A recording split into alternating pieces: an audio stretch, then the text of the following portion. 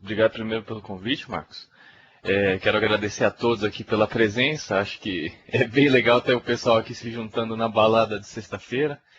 Tem que realmente estar querendo se aprofundar mais no SQL Server, né? Eu não vi aqui onde que está o chat, mas se tiver pergunta, vocês podem mandar ou a pergunta ou abrir o microfone para falar durante a apresentação, até porque tem pouca gente, acho que fica até mais fácil, né? Sim. Bom, e vamos começar, né? Deixa eu me apresentar. Meu nome é Fabrício Catai. Eu trabalho na Microsoft há 10 anos aproximadamente. Comecei como estagiário e depois como estagiário eu fui para a área de suporte. E esses últimos anos eu venho trabalhando só na área de suporte. Hoje nossa área é uma área de campo. Quando o pessoal tem problema, a gente vai para campo para resolver problema. E a gente é especialista em um determinado produto. No caso, eu sou especialista em SQL Server. A apresentação de hoje é indo para o próximo nível da certificação. Na verdade, é a certificação top. É o MCM, MCSM, MCA. Não sei se vocês já escutaram essas siglas. O que são todas essas siglas? O MCM é o Microsoft Certified Master. O MCSM é o Microsoft Certified Solution Master. É a evolução do MCM. Enquanto que o MCM vale para o SQL 2008, o MCSM vale para o SQL 2012. Foi só uma mudança na terminologia. O que muda mesmo é o MCA. O MCA eu não vou falar muito aqui, mas a diferença entre o MCM e o MCA é que você tem uma banca que vai julgar o seu projeto. É como se fosse um mestrado.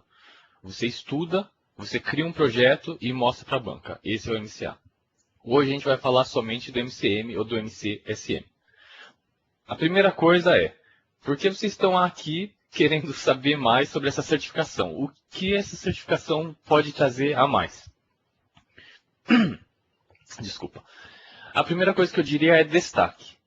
Com uma certificação MCM, MCSM, você tem maior destaque. A primeira coisa seria uma página da Microsoft chamada Meet the Masters. O seu nome fica estampado lá. Quantos Masters tem no mundo? Alguém tem alguma ideia? Enquanto eu vou trocando o conteúdo. Existem aproximadamente 100 Masters. E todos esses Masters estão registrados em uma página. Aqui está a página. Opa, desculpa. Aqui. Meet the Masters. Se vocês forem em SQL Server, vocês vão ver todo mundo que é certificado nisso. Na Ásia tem 10 pessoas, na Europa tem umas 30, 40 pessoas, na América Latina tem somente 3 pessoas certificadas e nos Estados Unidos é metade de todo mundo. São 50 pessoas aproximadamente. Então isso aqui é uma posição de destaque. Você vê o nome da pessoa, a empresa que trabalha, qual a certificação, são pouquíssimas pessoas que têm esse tipo de reconhecimento. Deixa eu voltar aqui para a apresentação. Outra coisa é o blog, o Microsoft Master. O dia que você passar na prova, eles colocam o seu nome lá. Ou seja, a certificação traz muito destaque. O seu nome aparece, você é destacado. Isso não significa que você vai ganhar mais, mas quando você for negociar, você for comentar, esse título te dá um destaque assim, na frente de muita gente. Mas não é só isso. Por exemplo, o time de produto faz conferência com os masters. Mensalmente ou 2 vezes ou a cada 2 meses, o time de produto conta o que vai vir no próximo produto. E isso tem uma interação, você pode dar feedback, você pode falar que quer participar do projeto ou implantar uma versão beta em conjunto com um Program Manager. Tem uma interação muito boa. Tem convites que chegam somente para os masters e também tem uma lista de discussão. Essa lista de discussão é a lista de discussão que tem o Paul Randall, a Kellen Delaney. Tem um monte de gente que é muito famoso, tem muito nome e participa dessa lista. Então é legal, você manda a pergunta lá, essa pessoa geralmente responde, você tem discussões de alto nível, é divertido.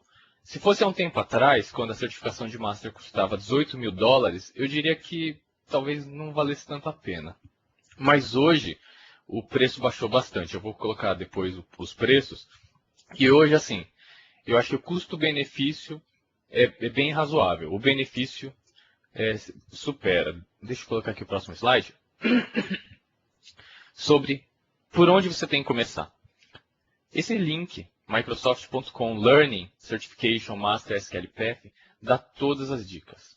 Todas mesmo. Não estou falando de dica técnica, é dica sobre quais são os pré-requisitos, onde fazer a prova, qual o material que você tem que pegar, quais são os livros recomendados, ou quais são os cursos recomendados. Ele é obrigatório. Se você planeja fazer um Master, tem que entrar nesse site para fazer o planejamento. Não é questão técnica.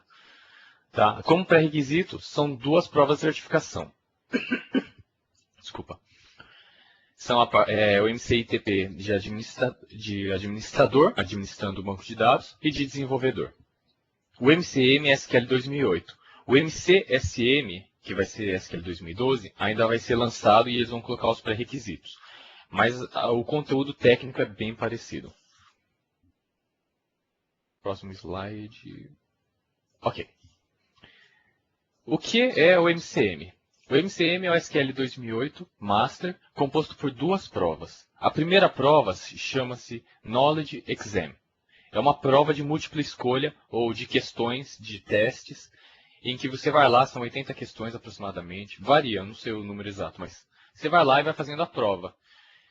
E tem uma nota de corte. A nota de corte é 40%, 50%, 70%. Eu também não sei qual é essa nota de corte, mas tem uma nota de corte. Se você passar dessa primeira prova, que é a prova escrita, você vai para a prova de laboratório. A prova de laboratório, apesar de ser mais difícil, porque ela é prática, o pessoal acha que ela é mais justa. Por quê? Porque você põe em prática os conceitos que você sabe para resolver o problema. Tá?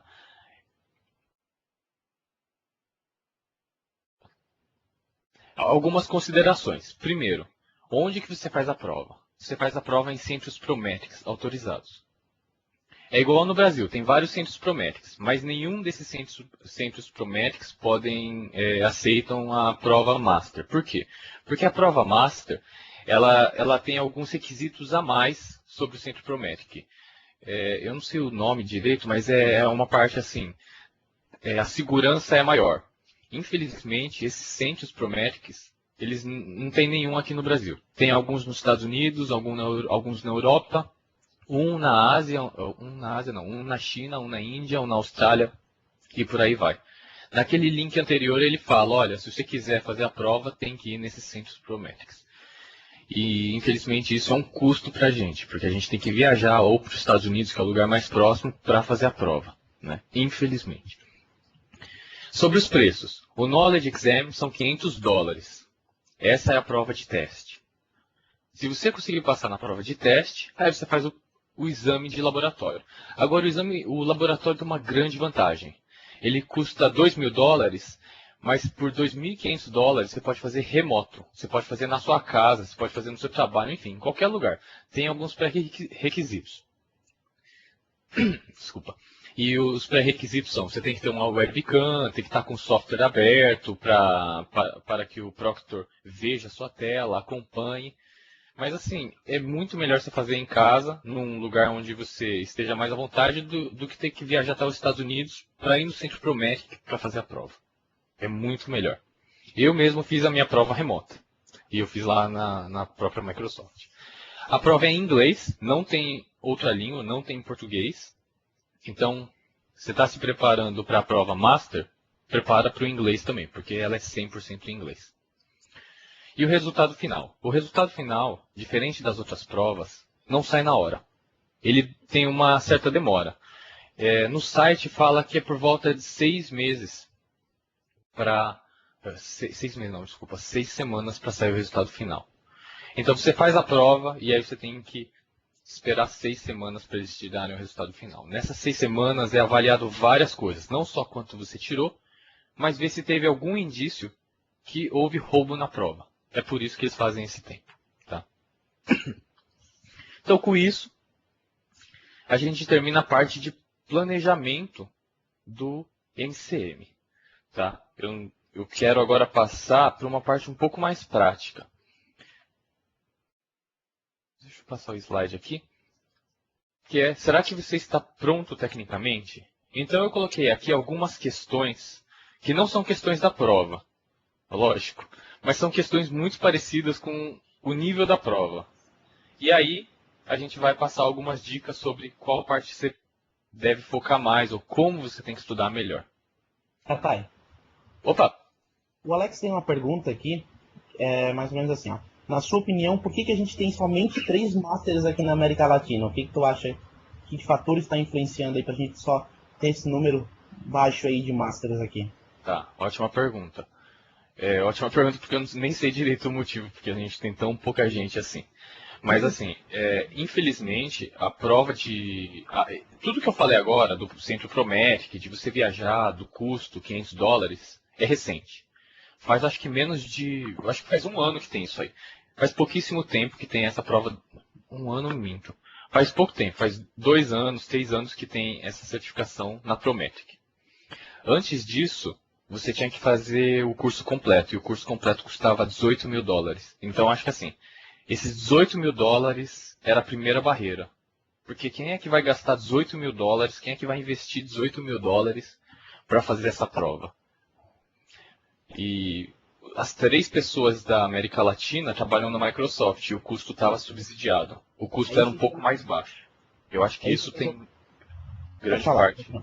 Desculpa, era só para falar que eu acho que assim, a grande dificuldade assim de ter pouca gente, o problema, na minha opinião, era financeiramente, que é muito caro. Ainda é caro, mas antes era muito mais.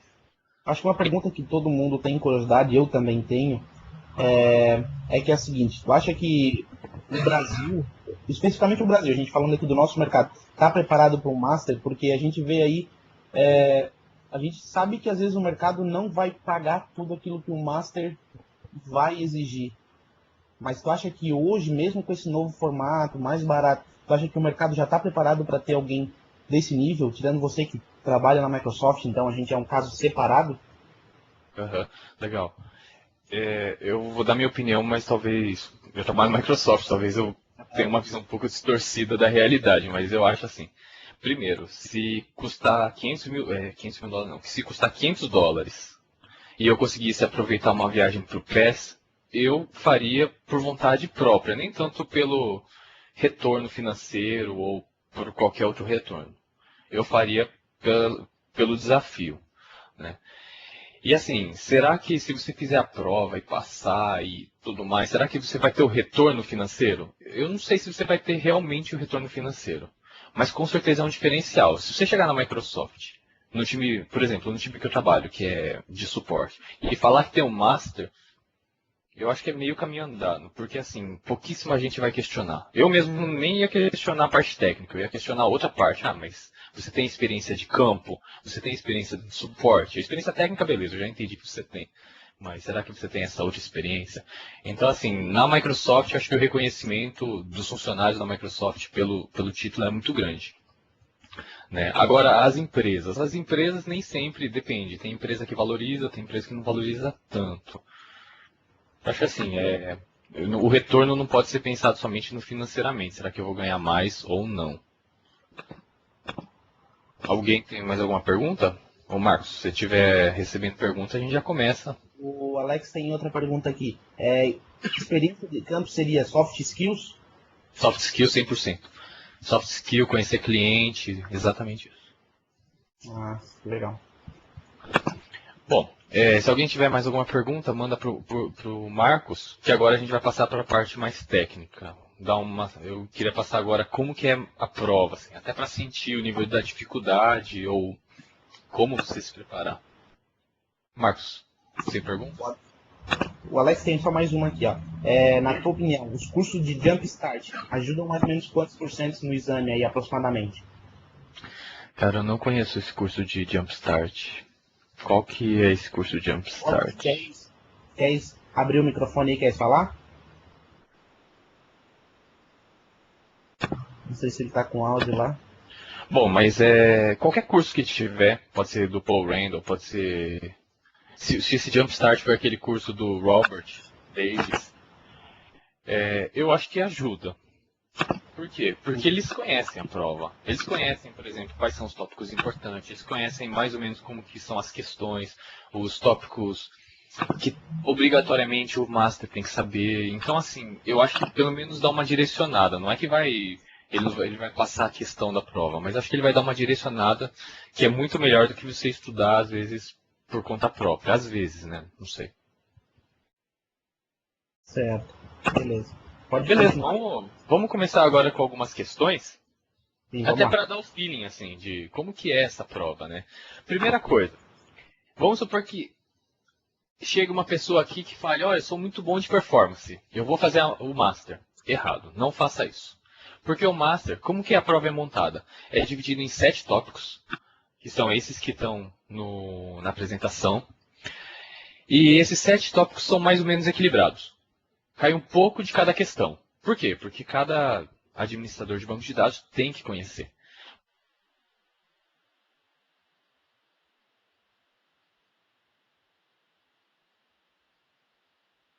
Por exemplo, nessa linha, o DBA tem que saber. Backup Restore, estratégia, diferentes estratégias, é obrigatório. Gerenciamento, que é Manageability. Rotina de. Todas as rotinas noturnas, seja desfragmentação, ou uma reindexação, ou gerenciamento de vários servidores, instalação, monitoração, é isso daí. Segurança, fala por si só. Performance também. Availability, que é alta disponibilidade, seja cluster, seja através de um database mirror, ou seja, o serviço não pode parar. Developer support é programação. Você é bom com programação? Usar os recursos, hierarquia, XML, select, update, CTE, qual que é melhor, qual que é pior. É mais assim na linha de desenvolvedor. E escalabilidade. Você tem um servidor, você quer colocar uma carga muito alta. Como que você faz para escalar a sua aplicação? É quase igual performance, mas não é performance. Não significa que é o melhor desempenho, mas significa que é aguentar muita gente e de forma concorrente. Tá? Alguns tópicos. Alguns tópicos aqui são muito importantes. Performance. Performance é o que você tem que estudar bit byte. Bit byte sem muito exagero, mas assim, tem que estudar de forma mais profunda. Escalabilidade, mais ou menos. Backup Restore, que é o primeiro tópico, sim, tem que estudar bem. E Availability, se você não sabe cluster, é obrigatório saber cluster. Tá? Assim, obrigatório porque é pré-requisito você conhecer cluster para você se tornar um master. Ele tem muita questão sobre cluster. Então, se tivesse que escolher os tópicos a serem estudados, performance e availability. Tá? Esses são os dois assim que você pode estudar e em qualquer nível. Pode debulhar sobre blog, sobre artigos, sobre qualquer coisa, vale a pena. O resto não é que é menos importante, mas se você for no nível mais básico, saber implementar cada funcionalidade, saber como cada coisa funciona, mas sem entrar muito no detalhe, só o Books Online, ou só uma coisa assim funcional, você se dá bem. Tá? Porque o importante é saber muita coisa e não dá para saber tudo em detalhe. Então, assim, algumas coisas você tem que se concentrar. Aqui eu vou colocar agora uma questão sobre performance. Essa é uma questão bastante parecida com o estilo que cai. Então, por exemplo, você tem um servidor lento e o DBA está investigando o problema e ele notou alguns indícios do problema. Nessa questão, durante uma investigação de lentidão do servidor, o administrador de banco de dados observa na DMV sys.dm-exec-request a ocorrência de esperas por CX-packet em quase todas as consultas. Então, qual o recurso que está relacionado ao problema? Essa é a pergunta. Alguém tem algum palpite? Eu já vou colocar a resposta aqui, que é paralelismo. Tá? Quais são os conceitos que estão por trás? Olha só. sys.dm-exec-request. Aí a primeira pergunta é, ai, caramba, eu tenho que decorar todas as DMVs, todas essas sys.dm, tem 80, 90, não sei quantos tem. Eu tenho que decorar todas as colunas, tenho que decorar todas as palavras que aparecem lá? Bom, um plano de estudo. Primeira coisa, tem que focar em algumas DMVs. Tem 3 grandes famílias que são importantes e que caem, com certeza. Que é sysdmdb asterisco, sysdmexec asterisco, que são várias, e sysdmos asterisco. Tudo bem. Ainda são muitas DMVs. Mas eu garanto que a maioria dessas DMVs são as que são usadas no dia a dia. São as usadas, por exemplo, no nosso time de suporte. A gente usa SysDMZEC quase todos os dias. Então, bem ou mal, vale a pena decorar essas daí. Decorar, na verdade, não é decorar a coluna, decorar o nome, porque não é esse a coisa importante. É decorar como que você usa. Tá? Outra ferramenta importante que é interessante você decorar é o Performance Monitor. O Performance Monitor é importante para dois principais casos. Tem várias utilizações, mas dois casos são muito clássicos. E você só consegue resolver com o Performance Monitor. Que é diagnosticar um problema de memória, falta de memória. Ou seja, o servidor esgotou a memória. O que eu olho? Você tem que olhar um Performance Monitor, que é um contador chamado Page Life Expectancy. Pronto. É bem nessa linha. Ou os contadores que são próximos dele. E outra coisa é disco. O banco de dados armazena todos os dados em disco. Você sabe tirar um baseline do disco? O disco está bom, ruim? Como que ele está? Então tem que estudar essas coisas aí. Ô Marcos, se você receber alguma pergunta, você vai falando aqui e a gente vai... eu vou fazendo as pausas, tá? Não, o Alex só tinha respondido corretamente lá, a pergunta era C. Mas o Alex é o cara que é fora da curva, hein? Ele não vale, né? Ele não vale, lógico.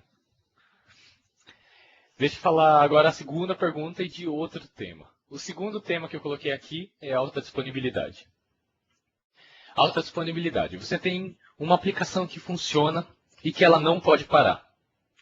Mas ela tem algumas particularidades. Essa daqui, por exemplo, é uma aplicação LTP que usa dois bancos de dados. E ela garante a integridade dos dados usando um recurso do Windows, que é o DTC.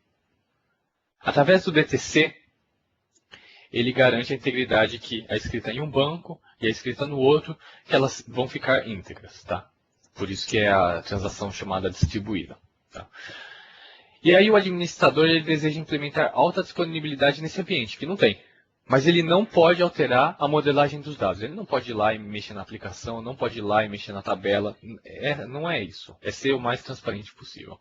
Então, qual a melhor tecnologia a ser empregada? A primeira opção seria a Availability Group, que é o Always On do SQL 2012. A segunda seria o tradicional Failover Cluster. A terceira seria a replicação transacional. E a quarta, a replicação peer-to-peer. Tá? A resposta aqui eu vou fazer por exclusão. Primeiro, alterar a modelagem da aplicação. Replicação você já exclui. Porque replicação depende muito da modelagem da aplicação. Você precisa ter chave primária, você não pode ter conflito e por aí vai.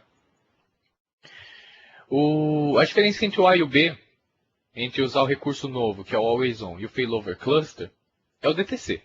O DTC funciona com o Always On sempre ou não? Não funciona. Então fica a alternativa B, que é o Failover Cluster. Tá? E aqui tem que tomar muito cuidado. A prova, apesar de ser SQL 2012, por exemplo, não significa que a resposta certa é sempre a nova feature, a nova funcionalidade. Muitas vezes é a funcionalidade antiga que funciona e ela é a solução correta. Porque, no caso, é o melhor caminho. Aqui, o Failover Cluster é a solução somente por causa do DTC. Se não tivesse o DTC, podia ser a alternativa A também, né? Então, o que é importante? E aqui, o que é muito importante, mas muito importante, conhecer a terminologia de RTO, RPO. Isso cai direto. Assim, cai em todas as provas. E no Master, é o pré-requisito mínimo que o pessoal assume. Que você saiba o que é RPO, RTO. Às vezes está até abreviado na questão. RTO é Recovery Time Objective, que significa o servidor caiu e subiu em 3 horas. Esse é o RTO. RPO é quanto você perdeu de dado. Por exemplo, o servidor caiu e subiu em 5 horas. Ok, mas quanto de dado que ele perdeu? Ele perdeu o dia inteiro. Todos os dados que tinham ele perdeu. Então o RPO nesse caso foi de 1 dia. Tá? Isso é muito importante. Por quê? Porque o RTO e o RPO fazem parte da especificação da sua arquitetura. Então a pergunta é muitas vezes, olha, o arquiteto quer atingir o RTO de 1 hora ou de 30 minutos e RPO de 0. 0 minutos, 0 segundos. Como que você vai chegar na melhor tecnologia? Como que você vai implementar isso? Bom, outra coisa, alta disponibilidade, pensa sempre em RPO e compare as tecnologias. Failover cluster em relação ao always on, em relação à replicação. Qual a vantagem e desvantagem de cada um? Qual que consegue atingir o RPO, qual que consegue atingir o RTO no tempo certo? Qual que precisa de modificação, qual que não precisa de modificações? Tá? E por fim, sempre pensar na latência. A latência é, por exemplo, eu tenho duas máquinas. Uma máquina no Brasil e uma máquina no Japão. Tem uma latência entre elas. Às vezes, a replicação é a melhor solução. Às vezes é o cluster. E qual o impacto no desempenho? Por exemplo, você pode escolher o Always On ou o Database Mirror. Síncrono ou assíncrono. O síncrono não perde dado. É zero de perda de dados. Mas qual o impacto no desempenho? Ele é muito grande. Por quê? Porque tem que escrever sincronamente. O assíncrono, ele é muito mais rápido, o desempenho dele é praticamente transparente. Mas o RPO dele pode ser muito maior. Tá? Não sei se vocês têm alguma dúvida. Se tiver, é só falar. Vamos aqui à terceira questão. E essa é a terceira questão, falando agora um pouco mais sobre escalabilidade. Então, durante uma operação de book insert, o administrador de banco de dados observou que a carga estava sendo fully logged. Ok. Eu vou fazer um book insert. Um book insert pode ser minimamente logado. No caso, ele observou que foi totalmente logado. Essa questão é uma questão muito específica. E eu vou já dar a resposta aqui, que é a presença de índice não cluster na tabela. Assim, ou você sabe ou não sabe. A pergunta parece que é muito direta ao ponto, não avalia tanto o conceito, mas, na verdade, toda vez que você fala de plano de escalabilidade, você tem que pensar em tabelas grandes e como que você vai otimizar o quê? A inserção de dados. Então, essa questão anterior é exatamente isso. Como que você otimiza a sua inserção de dados? Porque você tem uma tabela de 2 tera, como é que você insere dado rápido nela? Como que você pode acelerar o mais rápido possível? Tem um paper, tem um artigo do SQLcat que fala, inclusive, trace flags, fala todos os comandos, condições que é minimamente logado ou que é logado normalmente. Isso é importante saber essas coisas. Compressão de dados. Compressão de dados pode economizar muito tempo. É igual quando você manda um arquivo para outra pessoa. Se você zipa, fica mais rápido. Então, comprimir dado pode deixar o banco de dados mais rápido, mesmo que aumente a CPU. Desfragmentação de tabela. Tudo bem, desfragmentação de tabela pode ser simples, mas não numa tabela de tera dados. Então, como que você faz uma boa estratégia de desfragmentação? Será que você tem que particionar a tabela? Será que você não tem que desfragmentar? Como que você vai fazer as coisas? E a escolha de índice. Por quê? Porque o índice ele corresponde a uma porcentagem da tabela, 10%.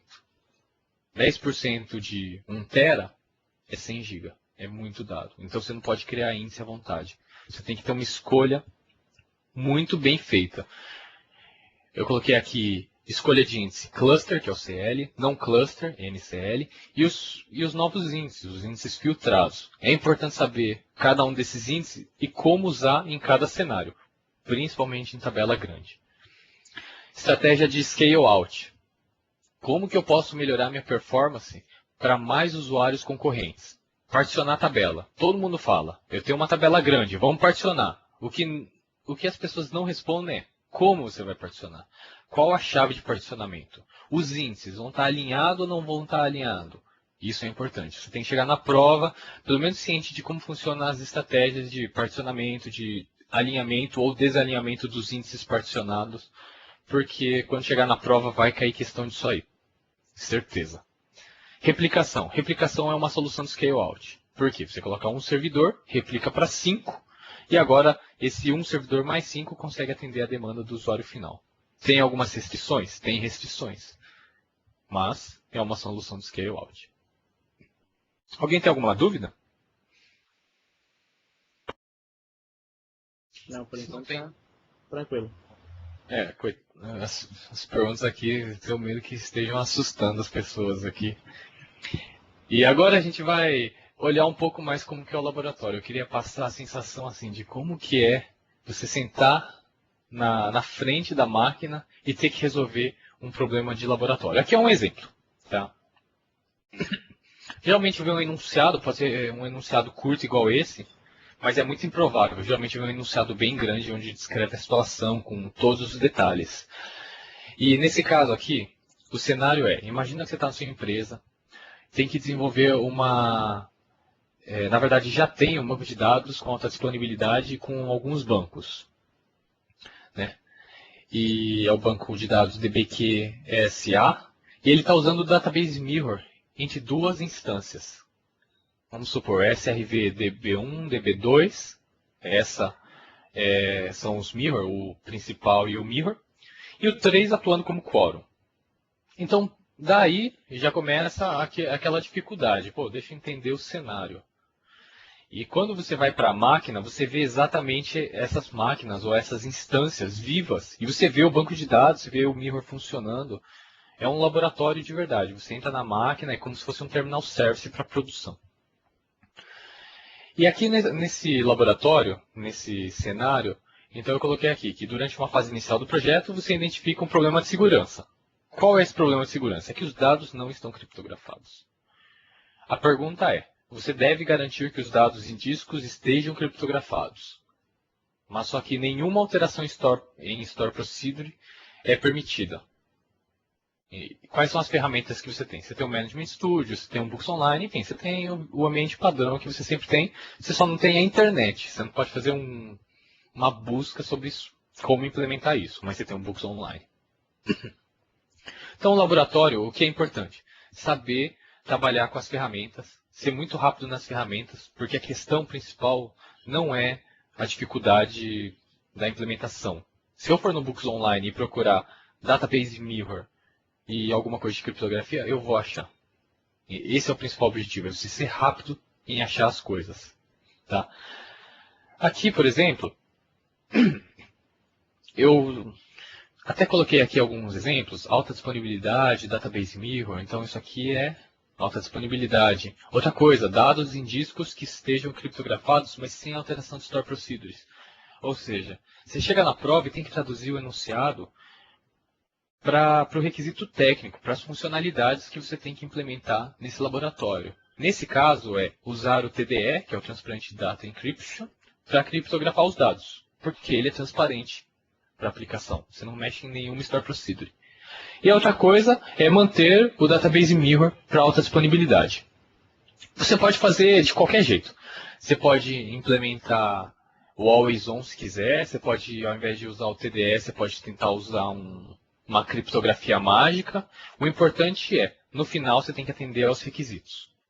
E o pessoal, ele confere se você atender aos requisitos. Não se preocupa muito com a tecnologia que você usou. Não se preocupa se você mudou o Database Mirror para outra tecnologia, desde que ainda funcione do jeito que era para funcionar. Tá? Nesse laboratório aqui, o interessante é que o conceito cobrado, sempre, em todo laboratório, sempre tem um conceito por trás que é cobrado. Nesse daqui, não é alta disponibilidade e não é criptografia. Na verdade, aqui eles buscam o quê? Saber se você sabe qual é a hierarquia de segurança, que é Service Master Key, Database Master Key, Database Encryption Key. Tá. Isso é muito estranho, mas é isso que é cobrado numa pergunta dessa. Porque na hora que você vai implementar o Database Mirror junto com o TDS, você vai ver que ele vai dar um monte de erro. E vai dar um monte de erro exatamente porque o Database Encryption Key não foi exportado. Ou se foi exportado, você não exportou direito, ou não configurou o Database Master Key ou Service Master Key. Enfim, a confusão toda. O laboratório no começo parece fácil, que é só implementar TDE junto com Database Mirror, quando você vai ver é uma coisa muito mais complexa. Então, assim, o laboratório, você tem que identificar rapidamente quais são as funcionalidades que tem que funcionar. Geralmente são duas funcionalidades que tem que funcionar juntos, uma junto com a outra, geralmente, não necessariamente. E geralmente uma não funciona em conjunto com a outra por alguma particularidade que é o conceito cobrado. E o conceito cobrado geralmente é um conceito importante. Igual a hierarquia de segurança nos certificados, nas chaves, é um conceito importante. Tá? Então, sobre segurança, eu colocaria assim. não esqueça de revisar os problemas de conectividade. Conectividade em geral. Porta 1433 pode ser desde o firewall, do browser, pode ser qualquer conectividade. Autenticação, dá uma olhada nisso. Sempre tem pergunta. Não estou falando de laboratório, estou falando da prova teórica de teste também. Criptografia, at rest, ou seja, a criptografia parada.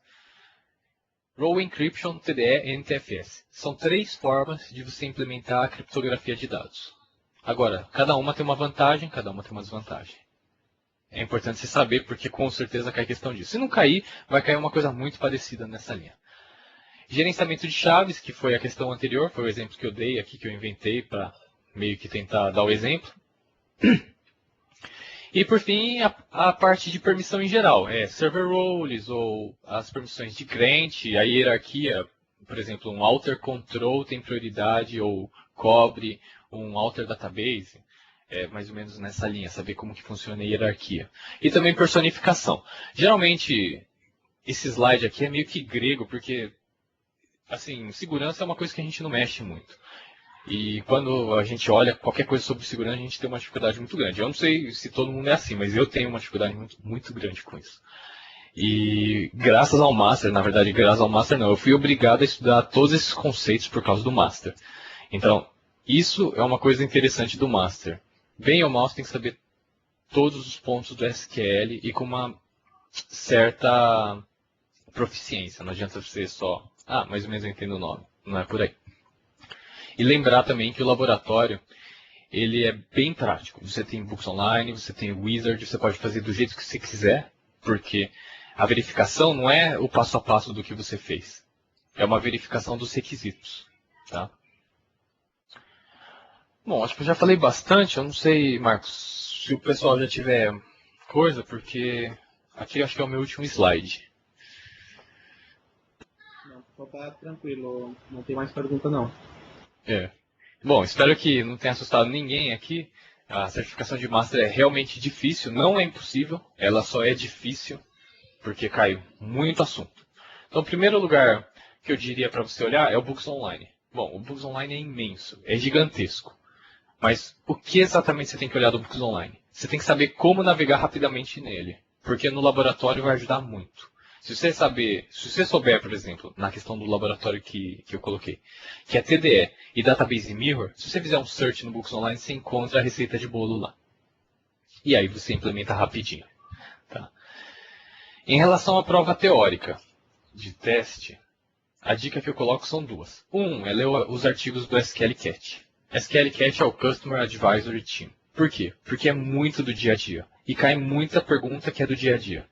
Não é pergunta teórica, uma pergunta decoreba. Geralmente é uma coisa que você usa no dia a dia. E eles têm bastante exemplo disso. Outra coisa é foco na prática de campo. E aí eu coloquei o meu time aqui para fazer uma propaganda, viu, Marcos? O time de PFE, Premier Field Engineer. Assim, tem muita coisa que a gente coloca no dia a dia e que eu sei que cai na prova. Assim. A parte de performance, por exemplo, é uma parte que para o PFE é bem tranquila. Algumas outras não são tão tranquilas, mas assim... É legal você conhecer não só o produto em laboratório, um produto na parte teórica ou num curso, mas é legal você conhecer quais são as práticas de mercado, ou quais são as práticas que os outros DBAs usam, e que são boas, né? Não que são ruins, mas que são boas, porque isso cai na prova. É esse tipo de coisa que cai bastante na prova. E aqui eu termino a apresentação. Ó. Se alguém tiver alguma pergunta, ou se quiser falar sobre qualquer outro assunto. Tá aí. O Alex tem uma pergunta que é o seguinte. Nos 2 exames do Master, tanto o teórico como o de Lab, tem tempo restante? Ele é mostrado como nos exames que a gente tem de MCTS e MCITP? Desculpa, qual o tempo? Porque você lá, por exemplo, na prova de MCTS, MCITP, você tem, digamos, 2 horas para fazer a prova. Certo. E daí ele vai mostrando o tempo pra gente que a gente tem disponível para fazer.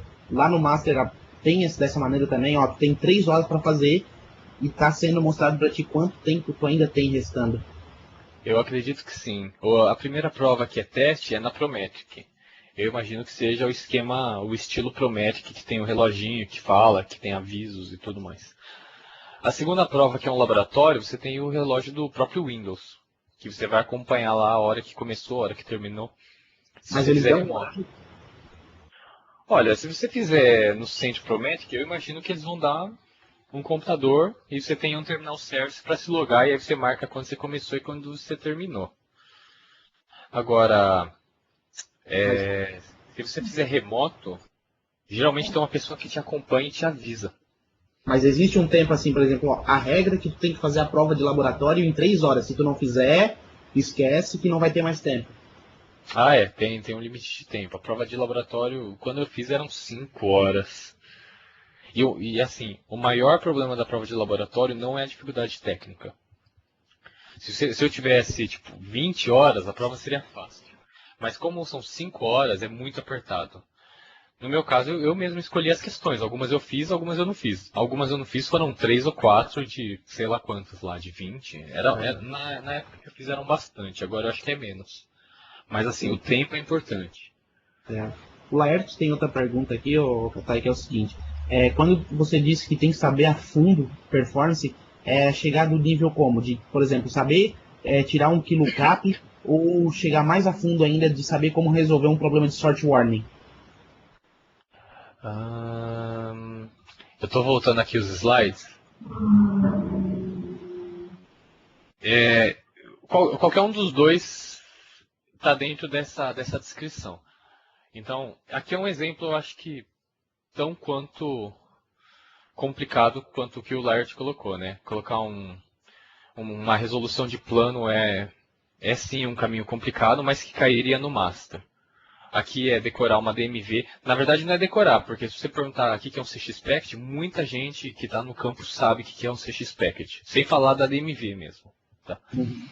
E o que não cai? O que não cai é bit byte. Por exemplo, eu fiz um DBCC page e descobri que na posição 3 tem o número 1. Não, isso não cai.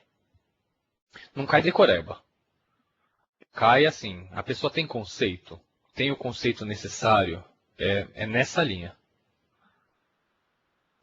Beleza. O Osano tem outra pergunta aqui que é o seguinte. Tens algum livro para indicar para a gente, levando em consideração a tua opinião mesmo, o que tu acha interessante, não, digamos, o que eles estão cobrando lá no Master, mas um livro que tu ache que é bom ler? Olha, um livro que eu acho muito legal, aquela série do Inside, tem um específico que é de query. E tem um do Itzik Bengan, que é o autor, o Itzik, que é o básico de query. Eu acho o básico de query muito bom. Muito bom. Apesar de estar escrito básico, ele vai por todos os fundamentos, ele explica como que funcionam as coisas, e o Itzik ele tem uma didática muito boa, assim, ele fala muito bem. Ele escreve também muito bem. O próprio Inside, a série Inside, tem o Storage Engine. O Storage Engine vai um pouco além do nível do Master, porque assim, tem muita coisa que é decoreba, ou referência, ou estrutura da tabela no bit-byte que não é relevante. Sabe? Então assim, é legal, é interessante, mas tem que saber escolher bem os assuntos. É até difícil falar assim, o que é bom, o que é ruim. Eu colocaria o SQL Cat, mais ou menos como nível dos artigos, dos white papers que eles publicam, assim, mais ou menos Dentro naquele ali do nível. teu comentário, Katai, tu acha que, então, muita coisa que tem lá no SQL Skills, por exemplo, do Porrandal, não se aplicaria, digamos, para a prova? Porque lá a gente vê tanto do mais básico, só que a gente vê muito avançado, que é o que geralmente eles falam, né? Uhum. Eles falam Eu do acho que assim, avançado. eu acho que o curso dele é bem focado na prova. O curso é $3.000, $5.000, é um valor assim. O curso dele é bem focado na prova. Porque o Paul ele conhece a prova, ele sabe como que foi a prova, ele sabe o que é colocado ou não, e a ideia desse curso é realmente promover as pessoas a passarem na prova. Agora, o blog dele é assim, é um nível muito, muito distante da prova. Com certeza, isso eu te garanto, é muito distante. Certo. O Alex tem mais uma pergunta aqui que é o seguinte. No exame de lab, a pessoa que vai te monitorar lá, ela fica passiva ou ela fica conversando contigo para tentar simular uma pressão do mundo real? Não, ô louco. Não. Ela é passiva. Ela só. Não, enfim, não tem nada de mundo real, assim. Não tem essa pressão toda, não. É puramente técnico. Ele tá lá e não responde nada. É até o oposto, ele não responde nem pergunta técnica. É no máximo se tiver um problema de conectividade com o terminal service, porque é usado o terminal service, sabe? Você vai se conectando em vários servidores, assim, fazendo a ponte até chegar na produção, no ambiente mesmo. É mais nessa linha, assim. Ou se tiver algo. Pode falar. Que entrar na prova lá pra aterrorizar o cara, eu acho. Acho que essa era a vontade dele. Não. Ele tá lá, ele tem a webcam que ele pode ficar vendo se a pessoa tá fazendo alguma coisa suspeita ou não. Ele tá lá para ver se a pessoa tem. Enfim, se tem alguma dúvida, às vezes com a própria pergunta, a pergunta tá mal formulada. É complicado a pergunta estar mal formulada. Mas se tiver, ele vai estar lá para esclarecer a pergunta. Não necessariamente a pergunta técnica, mas assim, a pergunta. Ele vai estar lá para auxiliar. É mais passivo. É mais passivo, não tem essa pressão, não tem a pressão. Uhum. O Laerte tem mais uma pergunta aqui. A nível de TSQL, por exemplo, você teria que estudar Windows Functions e saber como aplicar cada uma? Windows Functions? E como aplicar cada uma? E teria que saber, por exemplo, na prova, como aplicar cada uma delas? Deixa eu só tentar abstrair um pouco a pergunta, que senão...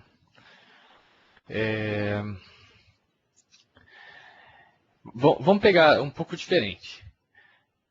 Se a pergunta fosse assim, eu tenho que decorar todas as store procedures? Aí eu diria que não.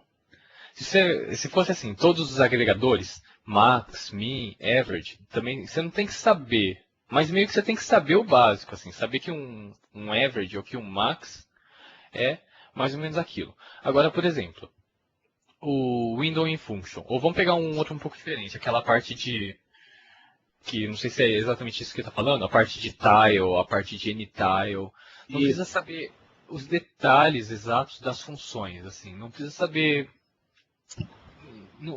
o detalhe. Toda pergunta que a resposta é, eu vou no Books Online e sei a resposta, isso não é cobrado. O que é cobrado é o conceito. Então, por exemplo, será que é melhor usar um window in function ou um cursor?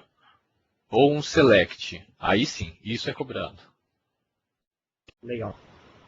Certo? Então, e assim, o Laerte é o Laerte? O grande Laerte? Sim, o grande mesmo.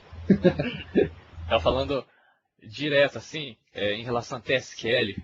O que o TSQL que o Laerte sabe é muito mais avançado que o que cai na prova. A prova cai os conceitos. Cai os conceitos. O Laerte perguntou, mas eu vou perguntar, e PowerShell? Eu não sei, porque quando fez a prova foi na época do SQL Ranger, né? Eu fiz duas provas. Mas PowerShell, vamos pegar PowerShell, WMI ou qualquer outra coisa. PowerShell, você não tem que saber os comandos, não tem que saber namespace, não tem que saber essas coisas.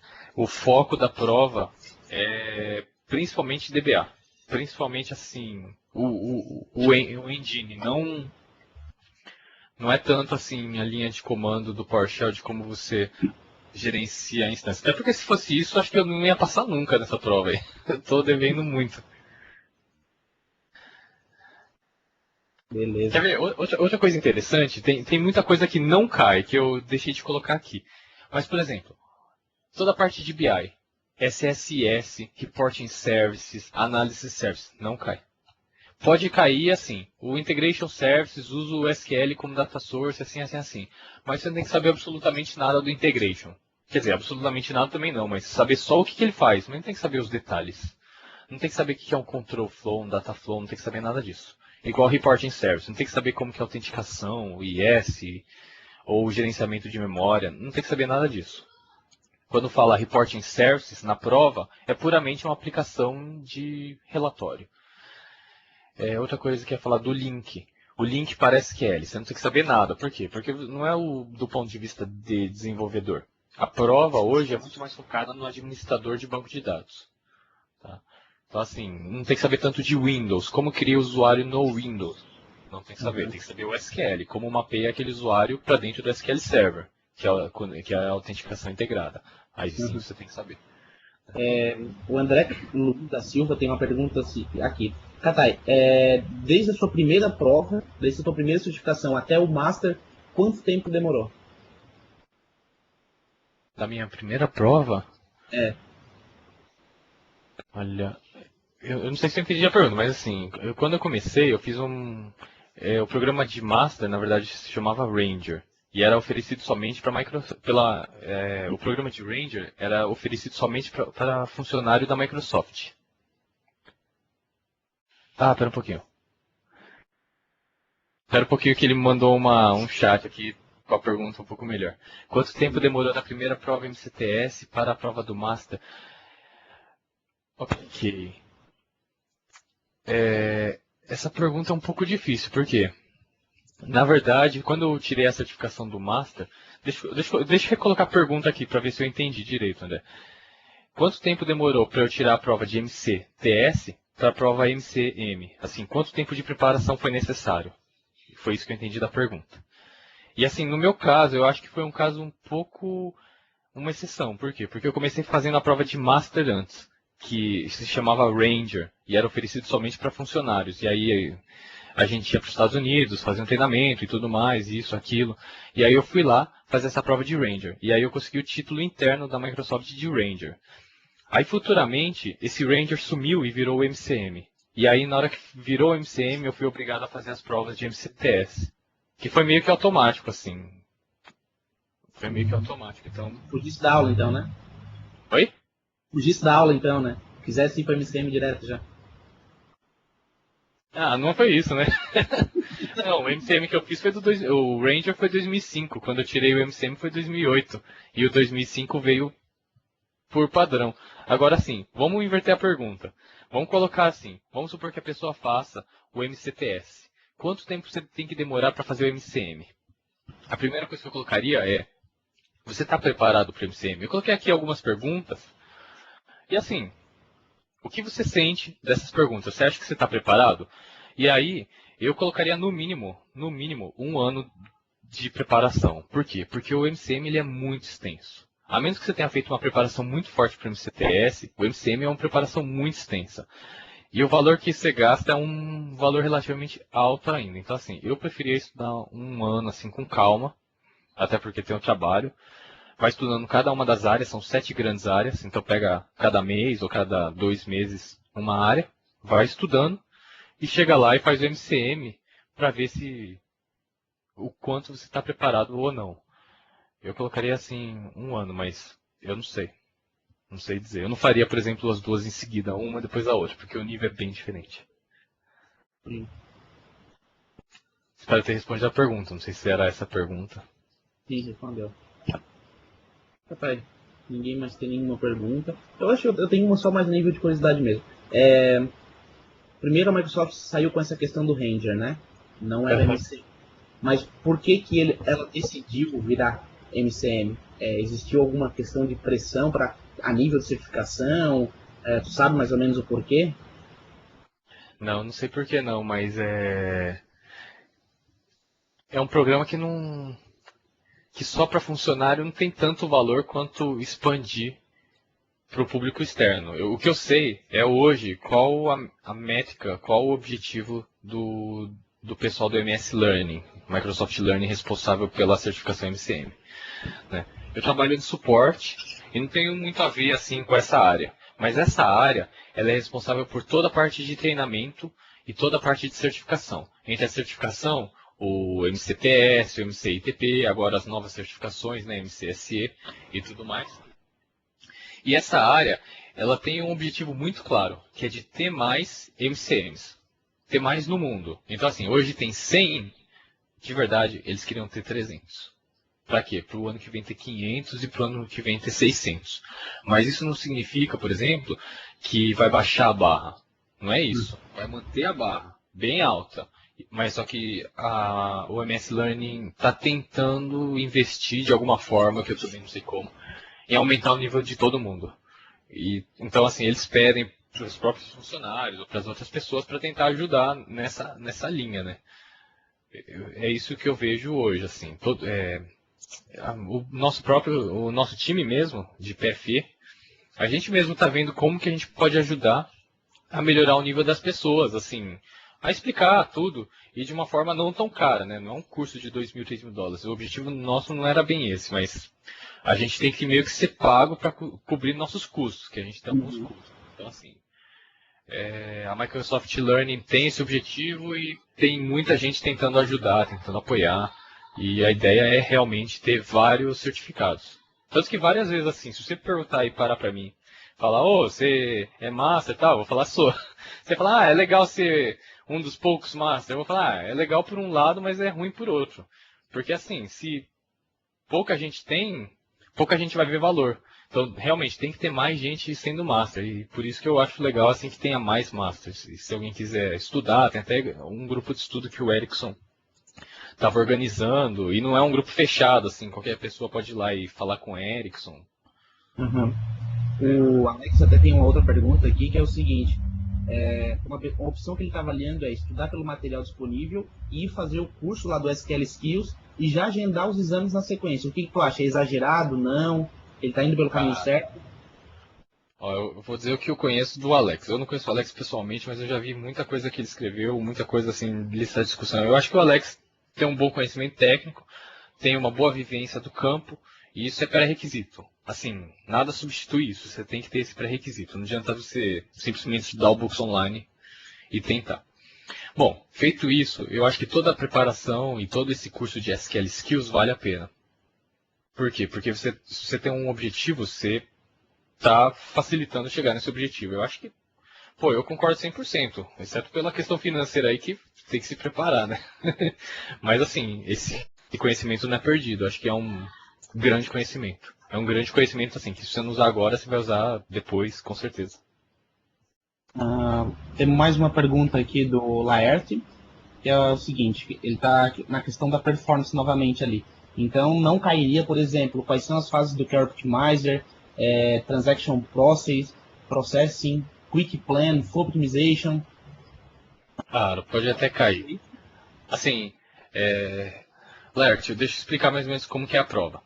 A prova, ela foca em alguns conceitos necessários para mandar, por exemplo, vamos supor, que eu queira mandar o Laerte para um cliente para resolver um problema de performance. Quais são os pré-requisitos mínimos que eu tenho que cobrar para ter certeza que ele é o cara que vai lá e vai resolver o problema, né? Então, assim, detalhes muito técnicos ou detalhes do Optimizer vai ajudar a resolver aquele problema? Ou um problema genérico? Talvez sim, talvez não, mas talvez a gente esteja exagerando assim pelo exagero. Então, tudo que for muito decoreba, tudo que for muito pitch byte, tudo que for muito interno, geralmente não cai. Pode até ser que caia, porque eu não controlo a prova. Pode até ser que caia. Mas não faz muito sentido, porque o sentido é qual é o nível mínimo que a pessoa vai lá, vai no problema e vai resolver o problema. Tá? É assim, de forma geral, né? Lógico que tem aqueles problemas mais difíceis, os problemas mais fáceis, mas assim, de forma geral, qual é o requisito mínimo que o cara vai lá? Então o cara tem que saber as DMVs, tem que saber os contadores, tem que saber query, tem que saber aqueles operadores que você falou, o read lookup ou o sort warnings, você tem que saber lidar com a maioria desses daí, mas você não tem que saber tanto em detalhe, por exemplo. Será que o read em conjunto com um disco SSD, assim, gera o bit 1? Aí não, aí você não tem que saber. Não tem que saber muitos detalhes assim. Você pega o Fabiano, que manja tudo de Query Optimizer. Tem muita coisa que ele fala lá, rebind, rewind, que provavelmente não vai cair na prova. Porque não é uma coisa que a gente usa no dia a dia. E não é uma coisa que a gente tem que cobrar para que as pessoas saibam, para chegar no cliente e resolver o problema. Então, assim, é difícil falar assim qual é o nível, mas é mais ou menos nesse nível. Qual é o nível mínimo onde você consegue colocar uma pessoa para um determinado problema e a pessoa se vira bem, sabe? Se você tiver algum outro exemplo, Ler, você pode falar e a gente vai discutindo aí.